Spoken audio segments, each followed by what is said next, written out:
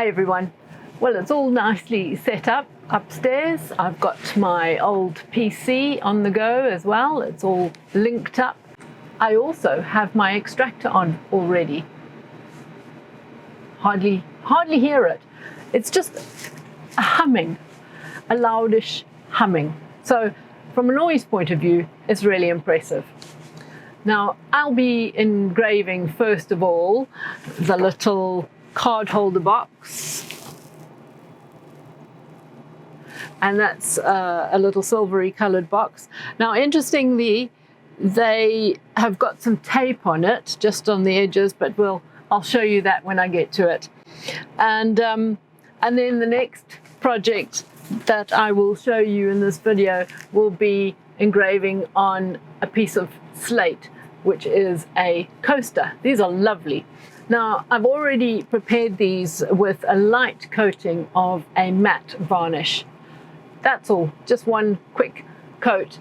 And it makes a big difference so that your fingerprints aren't left behind and sort of stain the stone. And it's just a much nicer finish. I've engraved these before on my other laser engraver, and it is much nicer, and that's all you have to do. There's no more varnishing or anything afterwards either. It's just that initial coating does make a difference. So these are the ones that came with a premium pack, and so I will be engraving those as well. So this program is actually very simple. It is very similar to the Cricut. It's ever so user-friendly, and I'm having no trouble just wafting through it and picking up what I need to find out very, very easily. So I will voice over the process as we go on to the next stage. As I say, the first one will be the little silver-colored business card holder. All right, let's get on with it. With the USB plugged in, you will see that the M1 appears on the screen. Click on that and it will come to life. The screen will show the image from the little camera, which is there on the top, and it's got a little light coming down so that it can actually measure the height of the items that you put in there. Here is the little business card holder, which I've popped in, very randomly placed at the moment, and you can see it on the screen. The bright circular marks and straight lines are from the inside of the M1, and the little tiny squares and the larger square grid are actually from the screen. I have decided to put my little business details onto the card holder, and you'll see here a file that actually has a few other little images which are my original drawings from when I lived in Africa, and which I used to sandblast and also cut vinyl to go on people's windows. I will be putting one of those images on this lovely piece of slate, which comes with a premium pack. I'll do that after the card case. Okay, so here we have my logo. Having clicked on it, it appears on the screen. This is as it appears prior to linking it up with the M1. Okay, here's the little card holder. It has some plastic over it. You can see I've tried to take it off. I wasn't sure whether it was paint or plastic, but it is plastic, so just leave it there. It's there for a purpose, which I'll explain later. So I've now linked it up. You can see the change of the screen, and also the actual color of the turn on button changes. So when the screen changes and it picks up the inside of the M1, the little bit of artwork still appears up in the corner, so you can simply drag it down and place it on top of your item. Enlarge it, turn it. There's all sorts of things you can do with it. This has come in as an image, of course, and once you click on it, you will see a few options. I'm more interested in editing the image at the moment, and you will see that there is a little magic wand which is going to take away the white background. Bam, and it's gone. So back on the screen you will see that there are still some little white bits within the image. So get back to edit image. So I decided to use the crop tool to isolate the logo at the top and eliminate the lettering, which I can simply type in. If I wanted to keep my actual font, I could actually make it into a PNG. Here I'm going to use a little rubber to get rid of that teeny tiny little bit that was left behind. Now of course there were still some little white bits, and that's in the L and the P, so I'm zooming in a little bit. Oh, whoops, you've got to be very careful, don't get rid of the wrong bits. I've got to get rid of the actual innards, the white areas. I think what would be useful is if I can make the background a more contrast of color. Anyway, right, here we go. That looks much better. I don't know what those tiny little white dots are. They look almost like nodes, but I'm not sure about that. So that's looking much better. Now we've just got to add some lettering. So you click on the text tool and fill in the box with what you want to say, and choose a font, choose a size, which you can still play around with anyway with the corners. There are a few fonts included, but of course if you have good drawing programs you can make up your own anyway. As I say, you can always import things, your artwork, as PNGs. In other words, they won't have a background. I don't think I went for italic in the end.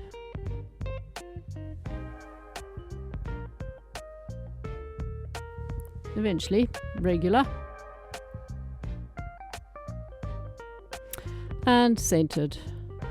And weld, actually, because not necessarily for this particular font, but if it was a font that had overlapping letters, you need to weld them, because otherwise it'll go over areas twice. And as you can see, this doesn't really, maybe slightly between those two W's, or three W's rather, but it's minimal.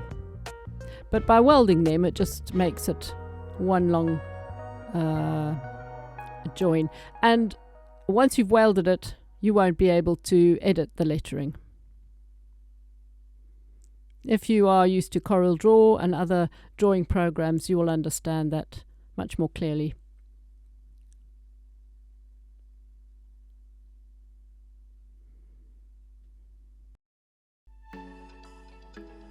You can move it around, just drag it wherever, make it larger, make it smaller. You can nudge it up and down, sideways, using the little arrow keys on your keypad. Of course you can see that it's snapping into position. That should be adjustable somewhere in the preferences, but I like to be able to snap it into various positions, but you also, as I say, have the options to nudge it with the arrows. So snapping it into the center is quite interesting. It does make it easier.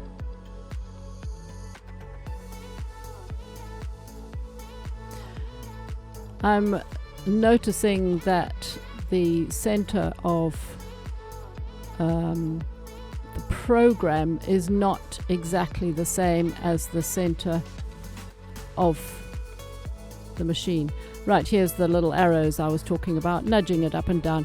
The only thing is I've got a very old, very dirty keyboard which desperately needs a clean, so I do apologize. As I say, I dug this out from the depths of my office and brought it back to life, so it will be cleaned. That's just, it's looking good. It's just about there, I think. you will see that as you hover over something, it changes color and you click on it. Now I want to engrave both of those, which of course fills it. So the logo is filled for engraving, and now the lettering is filled for engraving too.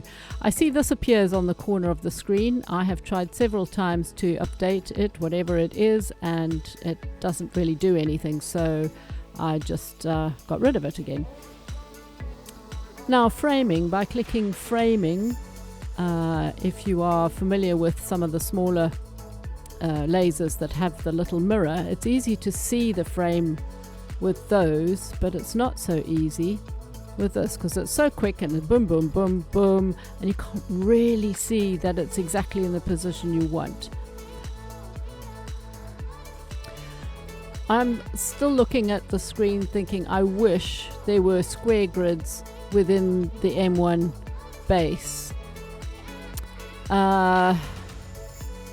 I just think it would be easier to line it all up, and there must be a reason why we've got these fancy curves and lines coming out from the center. Anyhow, let's have a look. So we're going to have a look at the card holder box in the little leaflet. Two settings here, one for the M1 5 watt and one for the M1 10 watt. I've got the 10 watt, so we're going for those. You can either manually move the dial up and down or type in the number. So having clicked on the lettering, I've clicked on the picture now, which has a different, you've got to set it up separately basically. And everything else is fine. Not really sure what bi-directional means yet. I've still got to find out what that is. Grayscale, I thought I'd have a look at that, thinking there was a black and white, and I don't know what all the other things are, so I just left it at grayscale. That is fine. And so by clicking on process, of course, bearing in mind this is my very, very, very first attempt.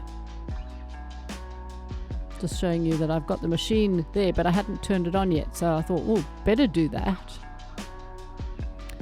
The little light comes on, and simply dial it up to where you think you will need it. Now I think I've gone halfway there by the looks of things. This is only a teeny tiny little bit of metal. So now clearly I hadn't set the measurements, and so I saw the option to auto, and interesting thing happens when it does that, because now the artwork that I had so carefully done is now all wonky, so I need to put it back in the right place. I'm looking at the materials that are provided, which would be sort of automatic settings, even though we've got it on the leaflet, but not really sure how accurate those measures are. I imagine that's clever little light that's coming down from the camera is doing its job.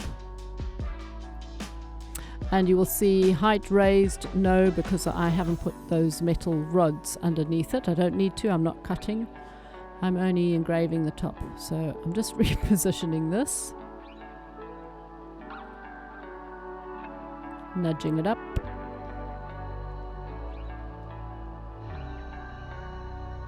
And then hitting process.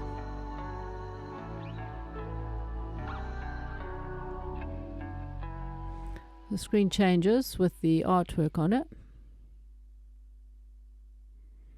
Press start, and then you have to press the button as it says.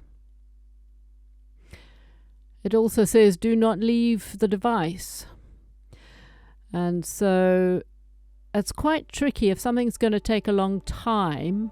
Now my workshop is upstairs, but I have my office downstairs where the customers come in. So I'm planning to put a CCTV here with a screen in front of me and it's got sound, so I can hear it as well. So in the future I'll be able to watch it and listen to it while I'm sitting down in the office, which is only a few steps downstairs. that should be okay. Otherwise, I'll be upstairs and I will be engraving, which is right behind, as I did say in the previous video, my hand engraving station for my glass is right behind this. So you can see that 10 minutes has gone by so far, which is quite a long time. And there we go, all done. That's looking pretty darn neat, actually. I'm quite impressed.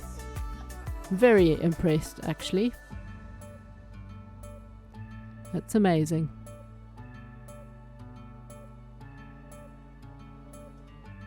So not bad for the very, very first job. Right, I've popped the slate coaster into the machine. Refreshing that screen will literally refresh the screen. And here I have the coaster in place.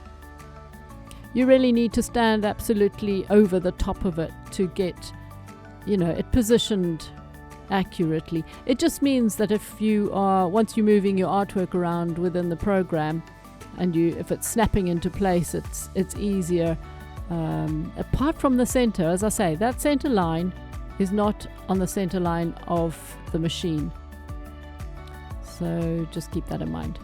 Anyway, so back to my little images, and I've decided to choose my little rhino under the tree. Now, as it stands, that's no good at all. So I made it into a PNG. And I use CorelDRAW, the latest CorelDRAW program. I've always used CorelDRAW since it began, so I absolutely love it. Anyway, exported it as a PNG, and here we have it. Interesting color though. Of course it's black, so it's just going to be black on black, so it's just a little bit difficult to see. And here are the settings for the M1 10 watt. So power 30% and speed 50. Pass 1. Literally, it means that literally. If something's going to go deeper, it might want to go over a couple of times. So I've just changed that.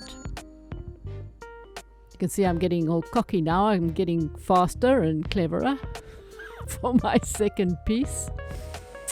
And firing it up, that's the framing. Again, you can't really get an accurate idea of where it's going to be. You know, the edges of it, because I was concerned about this piece because it's got an irregular edge, and of course you want to make sure it all fits in. I was just having a quick look at the user-defined material just to see if it was there, but just using the settings that I was given, it's easy peasy. I think that it's now automatically measuring whatever I put in the system, so that's quite good. And of course it's laser flat, it's not raised up. See that the color is changing, waiting for you to press it. And off it goes. What I've done with this video, unlike a lot of the other videos, I have shown real-time movement. Obviously not the whole lot, otherwise you would be bored. But rather than zooming it up, this is the actual speed. It's going backwards and forwards rather slowly, but it's all on the screen. You can follow the speed of it, and what it doesn't do is tell you exactly how long. It doesn't predict how long. It's just got that circular thing to follow, but it's got the accumulative time, and that was the finished item. Again, I'm really impressed. How simple was that? I've cleaned off the little business card case and look at it now. Now you can see why the tape was on there. It is extremely shiny, and the laser cannot engrave very shiny surfaces. So they have made the surface that was engraved slightly matte, and therefore it was simple to engrave. I'm pretty sure there are ways of engraving on a shiny surface simply by putting the tape. There is a tape that you can use, and in fact probably the tape in the pack, but don't quote me on that yet. I need to try that. I discovered quickly that it generates QR codes. I'm a big fan of QR codes. And so I thought I would give this a go. Obviously, it's going to come up like that. Black and white image. I have this option in my CorelDRAW program as well. I love it. I use it in my adverts. It's really good. So I've gone to the image editing and I'm tracing it so that it becomes something that you can manipulate. And there we go. So depending on whether you're working on a light surface or a dark surface. So for example, this is a black slate. In this case, the engraving would be white. And I'm not sure if a QR code reader can read white. I'm sure it must be able to. Anyhow, I thought I'd have a quick look here at what is available in the program itself from xTool. And there's loads and loads to get you started to have a practice run with. Not even a practice run. These are quality items. And everything you can manipulate. There's just so much here. And then, of course, as I say, there are programs out there, websites out there that you can join and that also have loads and loads of ideas and artwork. Clearly, you have to subscribe to them. But certainly to get going, there's plenty here.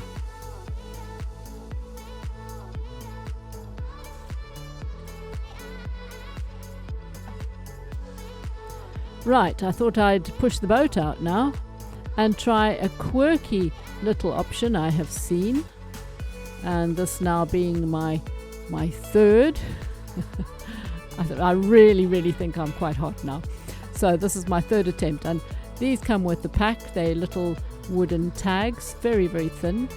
And they can be used for all sorts. So I thought I'd do little Christmas like a little mini Christmas card if you like, but they're going to be something that you can actually hang on the tree, and why not? Very simple and really cute. Now, where I have my business, there are several other businesses who I decided to make these little tags for, to hang on their tree. Here is an option to smart fill.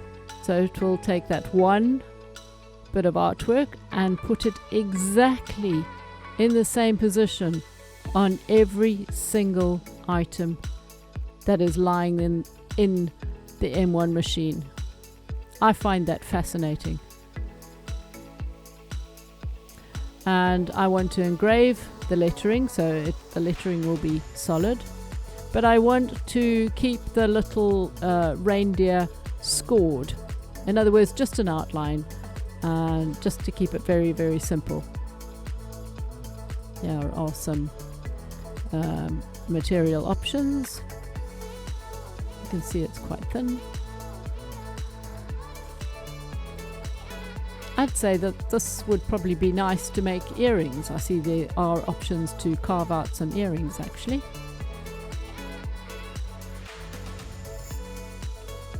So I'm hitting process,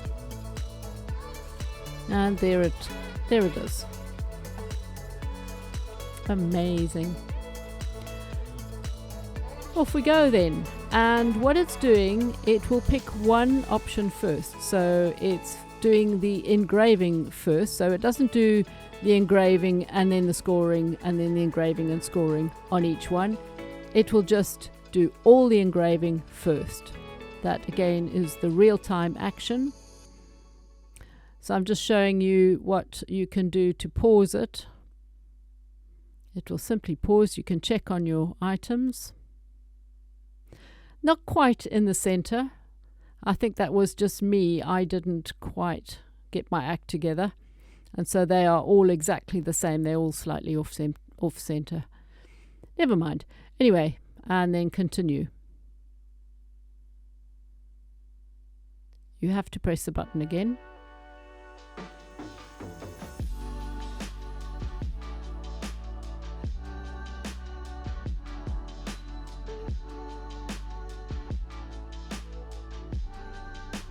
Now I'm showing you this. I've got it set on halfway, and that is wood engraving. Now, having engraved before, laser engraved before on wood, it's always had that really strong smoky smell. And do you know what? I smelt nothing, absolutely nothing. That smoke purifier is quite phenomenal. So now it's jumped to the scoring of the little reindeer. Now he's teetering on the edge there. Yeah, a little bit off center, as I say, but never mind. I thought that I could, I probably won't, but what you could do if you score something like that, then you can color it in. Fill it with paint, fill it with silver or gold, something like that. There are so many things you can do. Right, that's that complete. 23 minutes that took, so it's a little while. Had I refreshed the screen again, you would have been looking at all the ready engraved items. But anyway, I'm showing you shapes. Under shapes, you will see where I actually got the little reindeer from. Just a few quick and easy images to choose from. Just a few. Actually, there's quite a few. Right, so let's have a look at them. Yeah, they are really, really cute. Not bad for my third attempt, I thought. A little bit off center, as I say. But if you were just doing a few of these, you could really go to town with colouring in the little reindeer or whatever other design you pop on there.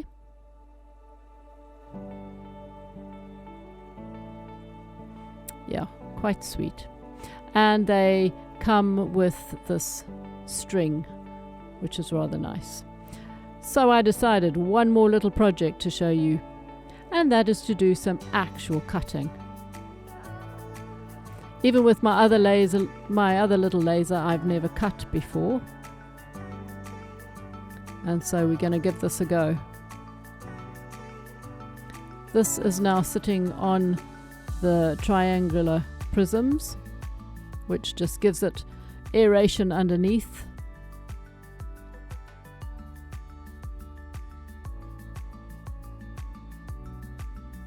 And once again in actual time.